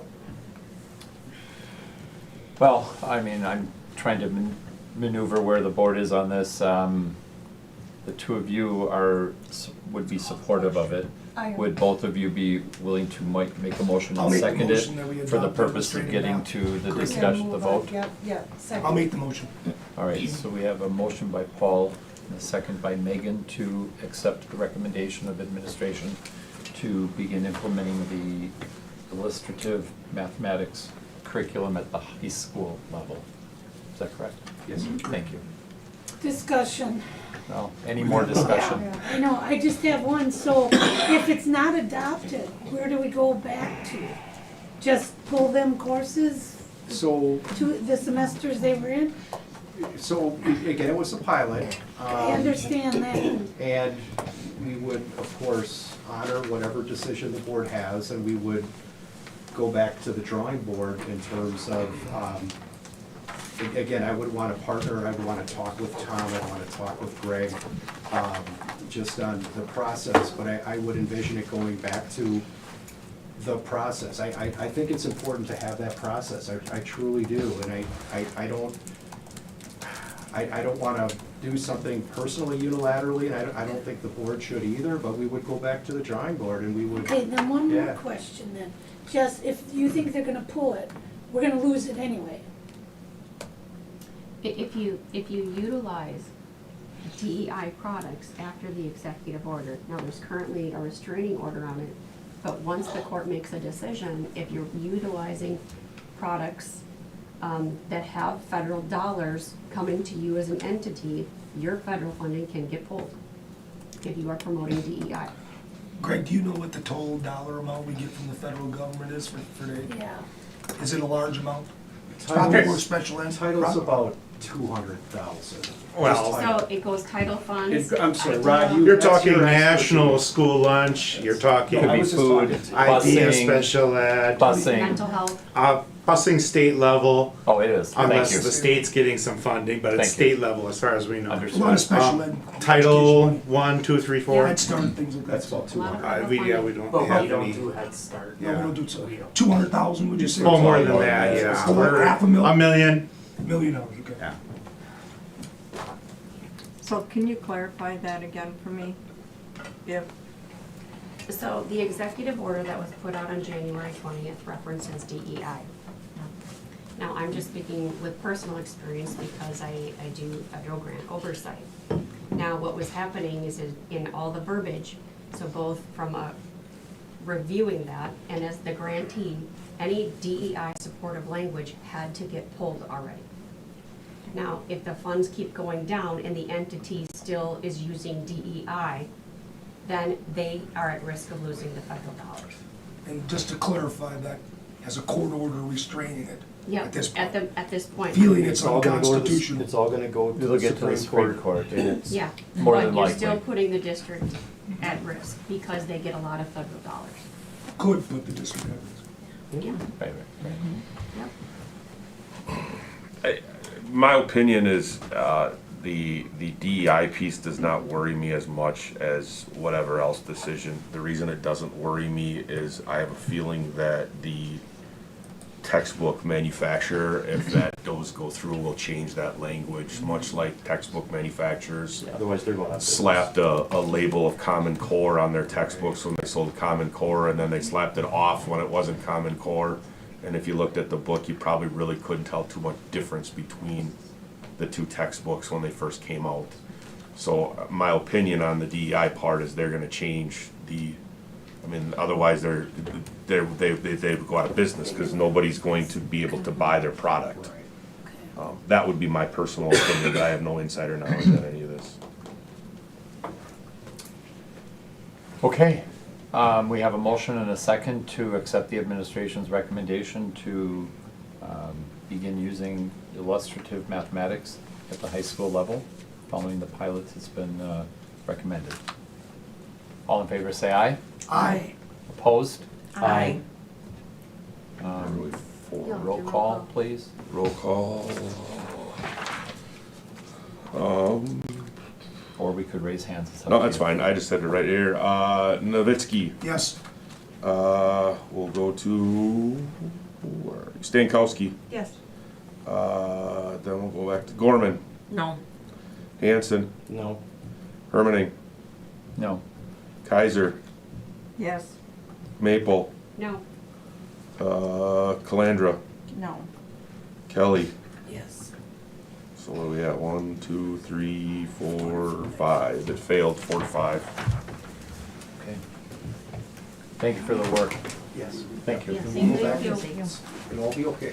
Yep, understood. Thank you.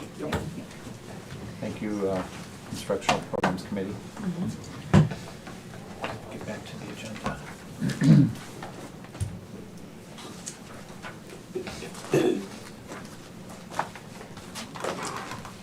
Okay, We're on the Item approval of 10. monthly voucher. approval of the monthly voucher list.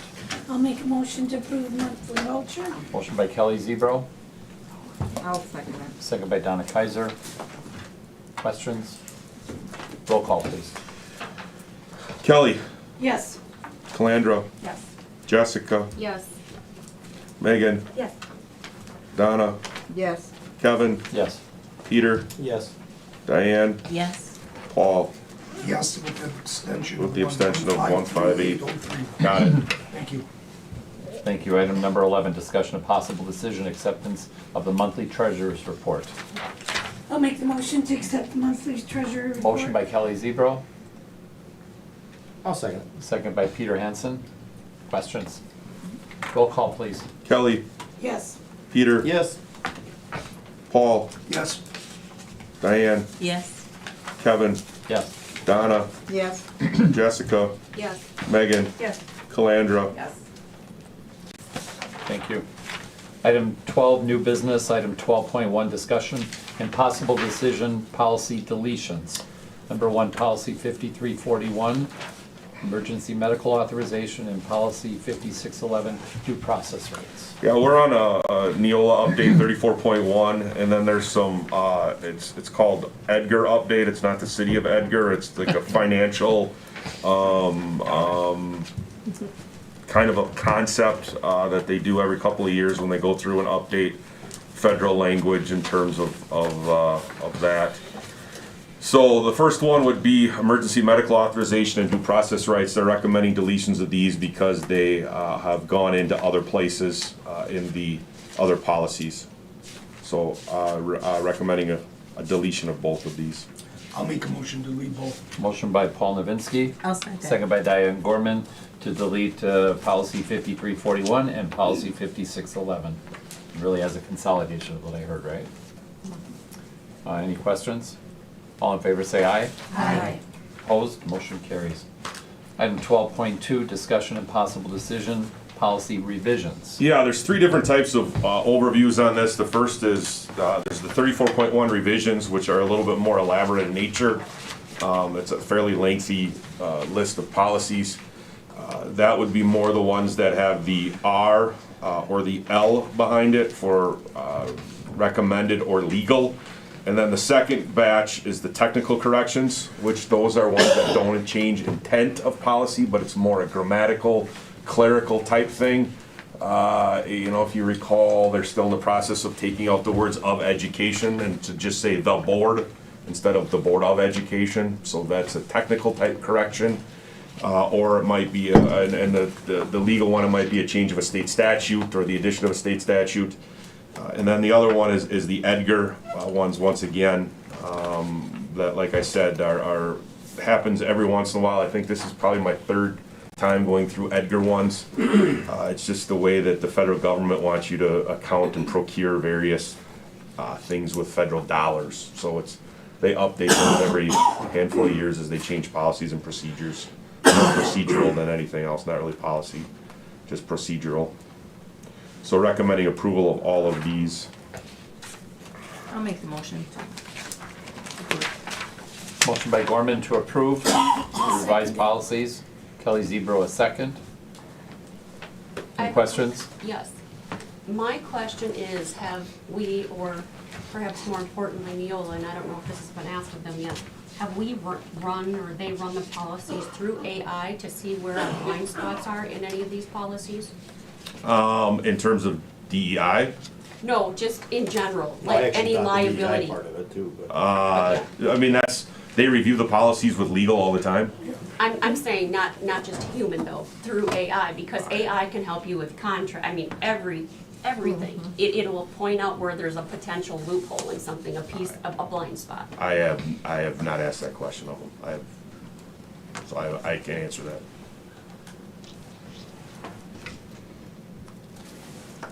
How is this a semi-annual process? I forgot. Twice a year.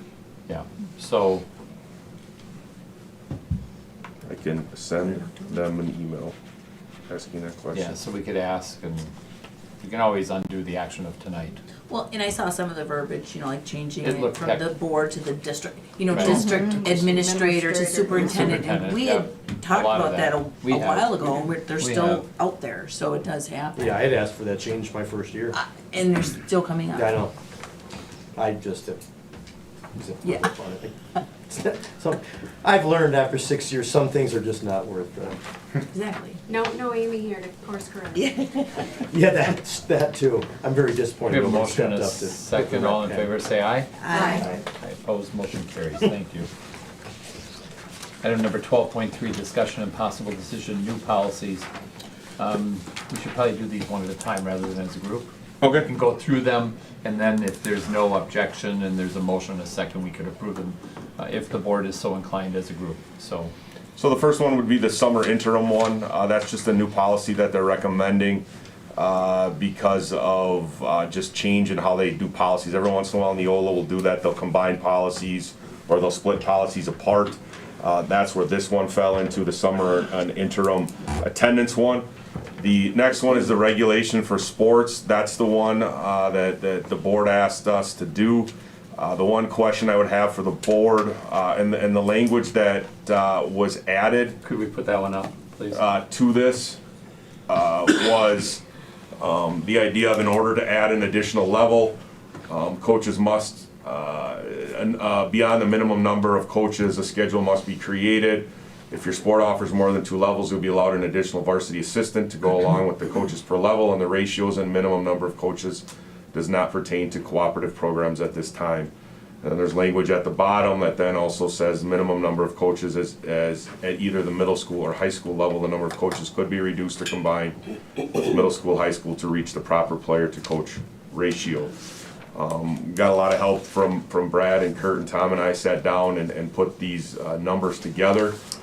It would be my question if you wanted to possibly put this as an admin guideline instead of a policy, so administration had the right to kind of fine tune this a little bit, because some of this in terms of player to coach ratio is you know, just kind of us saying, all right, this looks good. We had a couple that we based it off of, but you know, I mean, when you're starting something new, there could be some fine tuning that's going to have to happen.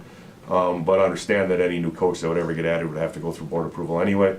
Or it could become policy, in which case then we might be asking to have a change to it as we go through this process. These are the minimum. Correct. Do you ever believe envisioning the maximum? Yeah, I think, you know, but that was gonna get then Paul into philosophy of do we wanna cut as a school district, so that's a whole part of a larger conversation I think that the district would wanna engage in. Or that you would prospectively have a language that would say recommended range of number of coaches, like 4 to 6 or 3 to 5 or whatever it happened to be. Is that kind of what you were getting at? I think a lot of it has to do with participants and the levels you play. Like if you have 3 basketball, you have a freshman or JV1, JV2, and then varsity, it's hard to just say you're gonna have like 2 coaches, you almost need 3. We've always said JV I know, but 3, yeah. basketball. But that is I know, allowed that- in I here. know, it's allowed, and I just, Yeah, 4, yeah. Yep. So, any other questions on that one? The next two are the same, 3120, 4120 are the same policy. It's just, one is professional staff, one is support staff. That's the only difference between the 300s and the 3000s and the 4000s. This is a policy on employment of professional staff, employment of support staff. This is one that Kevin asked me to take a look at, and we looked at it during agenda setting in terms of language. So that's how Can you this just one. share with Neola, you know, example, back to Amy and her red lines, but, you know, one time they cross out district administrator and have superintendent, and then another time they don't. It's like. It's not, that's not their decision. That's not theirs? They asked me if I want to be called the district administrator or the superintendent, so they're trying to go back in now and change them all from district administrator to superintendent as it comes up. My It's a point personal on here, preference. there's one, on this same one, If you there's go back district down. administrator not crossed out. Okay, That's all I That was. was the one that I missed. It was an Yeah, error. it's just, but who was our Neola person? Like, he was, I had made a motion, it was Right there. approved to switch to superintendent 6 years ago. Just the Yeah. consistency of, we paying them to make this change again? No. Okay. This is all part of the regular aspect. And this one was done by us, This not is by a, them. oh, this is a new one anyway. This is ours, not This is a by new one anyway, but. And the thing, the thing that you get into with this, Peter, is if you look at it from the true intent or the true definition, there is only one superintendent in the state of Wisconsin, and that's the state superintendent. The rest of us are district administrators.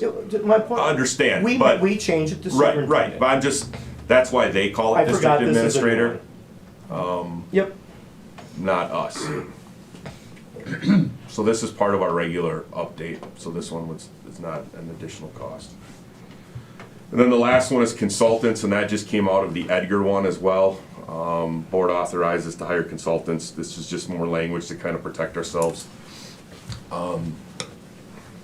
as we work through, if you use any form of money as part of your budget, to who that consultant needs to be and any criteria for them. So recommending approval of all, what is this, 1, 2, 3, 4, 5 of these. Just for clarity, at the top of the last one, it said up for revision.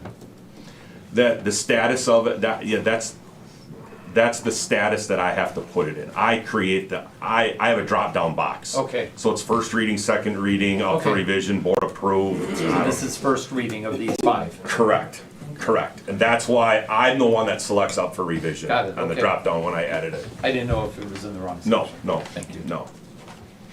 Okay, so I'll make the motion. We have a motion by Kelly Zebro to accept- accept yeah, the 1 through 5 5. recommended new policies. I'll second. Second by Paul Nowinski. Any questions? Yes. Jessica? Policy 3120, under, I believe it is option 2.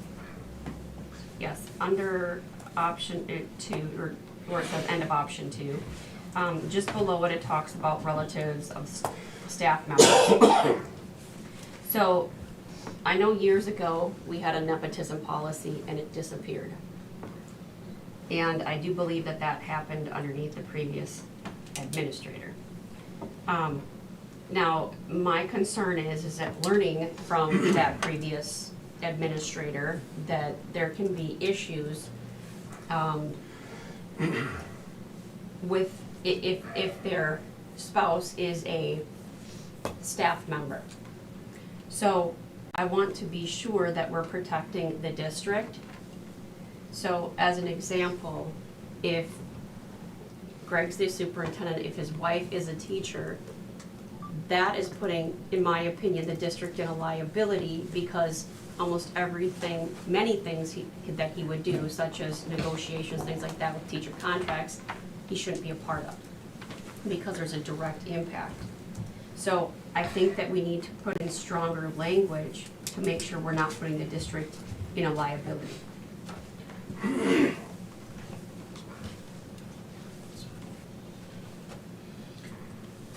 So this part at least only deals with supervision, this sentence. The concern I would have with going to that, and I understand that the comment, is that could hamstring your ability to hire administrators. Or ability of an administrator to be willing to come here with a family, if both of you are educators. That would be a concern I would raise for you to consider. Sure, but in there's a lot regards of to this. neighboring districts, but I just, it's a protection for that person and for the district as a whole. It got too hairy in our last situation.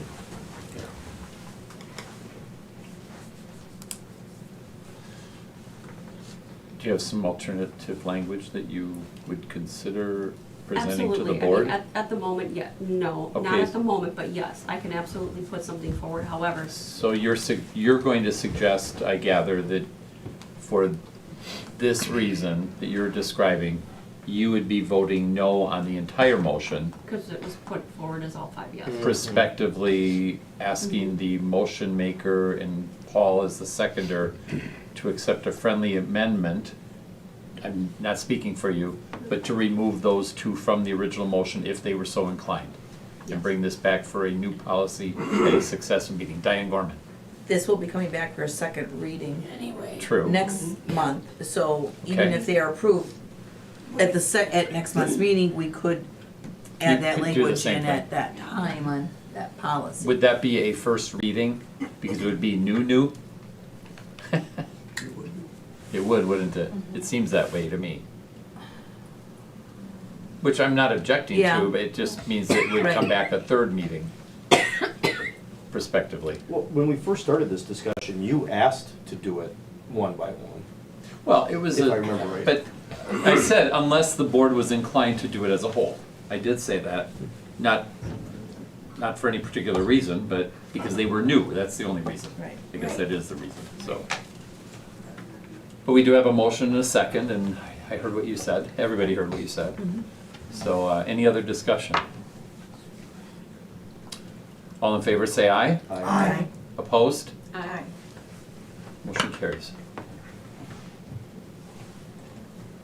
Okay. Item 12.4, discussion and possible decision, 2025-2026 budget development calendar. This is a calendar that Rod put together related to the budget and the process that we're gonna be going through this calendar year, or this fiscal year, as we finish up the current budget and start building, this is for the building of next year's budget. That's nice. According to board policy, we need an approval. Yes, we do. I'll make the motion to I'll second approve. that. Motion by Gorman, second by Hanson. Any discussion? I just want to say this is wonderful to have because we have not had something so simple before, so thank you. I just stole it from prior I've years. You borrowed it. Okay, borrowed it, In yes. your business, don't say stealing. Yeah. All in favor, say aye. Aye. Opposed, motion carries. Item 12.5, discussion and possible decision, CISA shared services contract. Yeah, this is a different contract. We actually met with CISA today. So there's a little bit of update on this contract from what you saw earlier. The update is actually to the positive. It's actually gone down about $17,000, $18,000 from what it was at before. The biggest reason is we took some days away from the customized CSI days for behavioral mental health that Brian said we don't need anymore. Those days have gone up slightly because we are working with CISA 9 on an AI initiative and a pilot through working with Mia. And then the other change is a reduction in the physical therapy and the PT services. That has gone down from what we were projecting before. The project search has gone up because we have 2 kids that have applied for project search instead of 1, but you know, a lot of that stuff. For the most part, what we have here is basic services along with special ed services in hard to fill areas. So we're recommending approval of that. So this fits in with your budget that you've been working so diligently on, Yep. and I'll make that motion. Motion by Hanson, second by Kaiser. Any questions? All in favor, say aye. Aye. Opposed? Motion carries, thank you. Administrative reports. I don't know what I have. Building projects progressing along. We're working our way through that. You know, Steve Jamrose is working with Steve Kaiser. We also had the opportunity to have our staff meet with them. Tom, Dan Dahl, and myself, and the staff impacted, had a meeting with Steve Jamrose, they got an opportunity to provide feedback. On the financing side, we had a rating call with Moody's. Our rate came back the same as what it was, an AA2. And our due diligence call with our attorney was held as well. Both calls went well. And we're actually proposed to go to market tomorrow. So Kevin, look for a DocuSign possibly tomorrow afternoon that you and I will have to sign. And based on market right now, with a school that just went to market with the same rating as us, interest rates are down around 4.5 or a little below that. What's the longest we can wait to go to market? I don't know where the market's going. They said the market is stabilized right now, it isn't going anywhere. The longest we can wait, I mean, obviously we can wait till when, probably April, before the drawdown starts. Well, we've actually, Started as you paying notice, the bills. Blue Design architectural bill has already came in. We're Yes. fronting it with Yeah. our Fund 10 money until April 2nd when our bond money comes in. But I guess as for how long we could wait, I guess I defer to Bear. Yeah, I know. They're not gonna cut rates in March, so, the Fed, I don't believe. So, You'd know we're better not than gonna I. get a reduction likely Just- below where we are now. I wanted to make sure it wasn't like 6 months or. No, I just don't think Yeah, no, I 6 agree. weeks. And then why we have that money, obviously, then we also invest it, draw interest on it. That's all and then, I don't know, what else did I have on here? Vaping presentation, Officer Krause did a vaping presentation for some people that went well, and then strategic planning process, I know it's time for us to review that.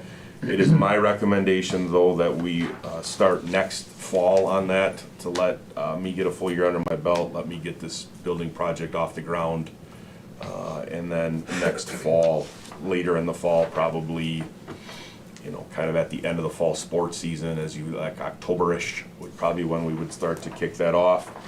And then we're gonna, I think facilities were a huge part of the last one, so I think this one we're gonna take a long, hard look at engaging learners and personalized learning, emergent technology, those kind of things, and how to maximize the potential of all of our students. That's all I have. Any questions about any of the admin reports by the board? The only thing I had was the student count, the January count. So, did that, we lost students, but was it more than what we thought, or? Rod, you have an We answer to that? lost like 5 students, and some moving, some people that were open enrolled out, moving into the district. So that's why the effect on the FTE at the bottom of the page wasn't 5, it was only like 2 or 3. Okay. And I was just gonna comment, I appreciated seeing that one of the things during the in-service was AI training. That was good, or introduction and training. I appreciated that, and then I know Christy wrote that she is not concerned, but unable to attend that conference in July, or this summer, because of summer school, or because of the early start, right? The Wired conference, Yes. the Wired Conference. Yeah. It's always a valuable conference. I'm wondering if we can figure out a solution to that, prospectively. Yep. So, well, it's been an important thing. All right. Where am I here? Other reports, 14.1, WSB report. Yes. I think we had a successful time down in Milwaukee for conferences. Everybody learned, I think, a lot. And it was a very informative few days. And with that being said, what we have coming up is in March. I have the day at the Capitol, Wednesday, March 12th. So if anybody's interested in going to that. Can you come to the April meeting with all of your jewelry and everything you've gotten? Oh, all my pins. Kind of like Tom Brady. I could show you. Let me take yours. All my pins. A sash. Yes, there you go, yes, there you go, yes. And that, at 1 o'clock, you meet the legislators, and other than that, right now, I don't have anything else. Okay. Item 14.2, CISA 9. Donna. The meetings for January and February are Zoom meetings for CISA 9, so they're, what do you call it, monthly, what do you call it, meetings are a little bit smaller and a little less informative. But Wausau School District did find a permanent superintendent, and that was one of Al's celebrations. And Stratford School District was recognized for their strategic planning work. And he just complimented the CISA 9 staff for all the different things they've been involved in this past year so far. So that's all I have. It wasn't a very big meeting. Okay, thank you. Item 14.3, Ad hoc Safety Committee report. Okay, I will give an overview, so just bear with me because the safety committee, we've reduced our meetings down to just 4 a year, so we try to cover a bit more in each of those meetings. So our last meeting was February 10th. And there, just as updates from each of the buildings, the high school is continuing to use the online pass system, which is the students' hallway pass system.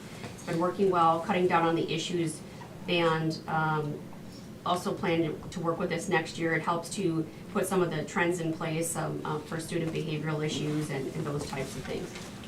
The staff is also doing well with keeping the doors locked and closed and teaching that way now. And now also working on how to cover the windows though, with the doors being closed and locked just for some form of visibility. Middle school update, again, utilizing that pass system. And it's also a good data talking point with the parents as well with their student. Able to catch students when things are happening based on who is in the hall and safety assessment as well. Still working on the run, hide, fight. And elementary school is, safety assessment went well. They worked on monthly drills. and designing a video for the Run, Hide, Fight for the kids as well. So the Mosinee Police Department gave some updates as well. In those assessments, they conducted safety reviews of each building. The high school had a 97%, middle school scored a 90, elementary school a 98%. So all the buildings did a good job. The MS and the HS need to create a safe corner in the rooms with a room number above the door. Also saying that no cell phones is a good implementation in the buildings. They're also doing background checks, just changing subjects now, also doing the background checks right now on the 2 additional school resource officers, so they are planning to be in place if all keep staying on the current timeline by the next school year. So that is a great addition, so then there will be 1 SRO in each building. There's a new parking routine in the elementary school that seems to be going well, with right-hand turns coming out of there. And just need to keep an eye on the speeding in the high school parking lot that kids like to do. In terms of facilities, working on the building project and the door locking system in the entryway. They're also working with the police department on routine parking for next year and the year after for permanent parking. In terms of cybersecurity, they are working on the cabling as part of the building project. Tech Ed department runs phishing activities each month for the staff just to see who clicks on it when they shouldn't be. They also utilize the multi-factor authentication on all staff accounts, and they work with CISA 9 on the AI professional development January 20th and February 14th.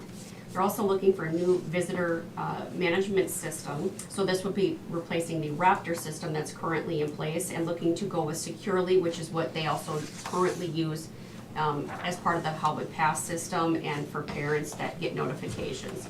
So the plan is to get rid of Navigate as well due to issues with that app. In terms of Lamer's discussions, so the transportation, they had asked about helping to get buses out on, getting help out with the buses on 9th Street and Main Street at that corner at the end of the day. However, there isn't an extra person to put out there at this point in time.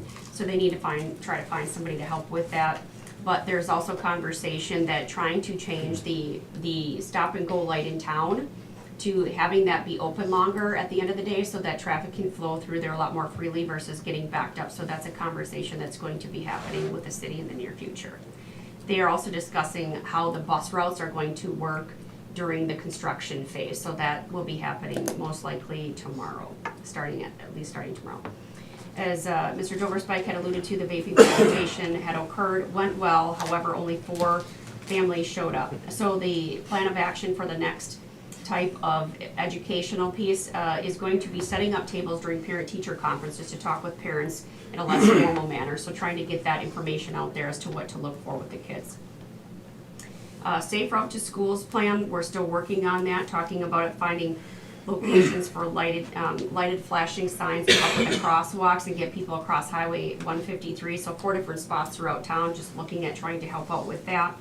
The tabletop exercise, which is like a community exercise that we plan on doing with the fire department, police department, and other potential stakeholders in the area, working on setting up a date for that massive training event. The school safety binder, Mr. Doverspike and his admin team are working on that rough draft of the presentation and bringing it to the full committee for approval also. And then need to work with the police department to look at the reunification process of that as well. Also the safety aspects in the building project. I want to say about 6-ish years ago, we had Ted Hayes come in and do a review, and he did a report, but we're trying to dig out that report and comb through that. That's going to be for our next meeting and see what we can do, some things that we may not have done, but what we can do better or bring back to the forefront as well. There's also discussion around adding the possibility of concrete barriers or just boulders, in-kind donations perhaps, around the exterior of some of the buildings along the edges of the sidewalk, since it's becoming a trend for individuals to use motor vehicles to harm others. So there's just conversation with that may be something that's looked at as well in the future. And then the final piece that we went through was the no cell phone use in the high school. As we know that's going to be coming forward, they're just working on those proposed edits in the handbook. And we should be getting that, I believe, next month to review and to approve as well. And our next committee meeting and final one of the year will be May 5th. That is all I have. Okay. Any questions for Jessica? I think the rock idea is great. I just have We're in to- a community of stone. I just have to add that I have seen this happen, not on purpose, I don't think, but there's that little sidewalk in the elementary school, like in the winter. I've seen cars cut across that. I don't think on purpose, but just unknowingly, that there's a sidewalk there between the two parking That lots. used to be the entrance to the parking lot, and a lot of people still think it is. In the winter, I've seen it happen, so that's not a bad idea. It used to be. I'm in full support, but of course, the limitation is for facilities and snow removal and all that with our very Weed limited eating. space, but Steve's the magician. Yes, it is. Any other questions, comments? Thank you.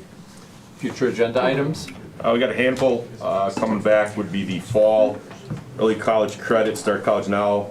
Those that are wanting to opt out of forward exams, the IT department has their presentation, and then technology and STEAM are doing their annual presentation as well. Any other topics? Just looking at my text to you today. Yeah. I don't think anything that comes through the full board, just committee. Okay. Probably instructional programs, mostly. Okay. Any other agenda items, other board members? No, okay. All right, item 16, approval of the minutes from January 20th closed session and February 13th, 2025 close, We need to go on. oh, sorry. There's I was, another agenda item. yeah, but normally it's earlier, sorry. Yeah. We're just going down in the order. We'll need a motion to go into, close the executive session, to discuss I'll make a section 19.85, 1C, E, I'll and F. second it. Discussion of possible decision, issue final notice of non-renewal of administrators' individual contracts pursuant to Wisconsin statutes 118.24 and 19.85, 1C, considering employment, promotion, compensation, or performance evaluation data of public employees over which the board has jurisdiction or exercises responsibility. Who made the motion? Jessica Dunn. Jessica Maple, Donna Kaiser. Roll call, please. Maple, Yes. Kaiser, Yes. Novitsky, Yes. Gorman, Yes. Hanson, Yes. Hermaning, Yes? Stankowski, Yes. Calandra, Yes. Kelly. Yes. Right, we're in close. All right, 10 minutes? Sure.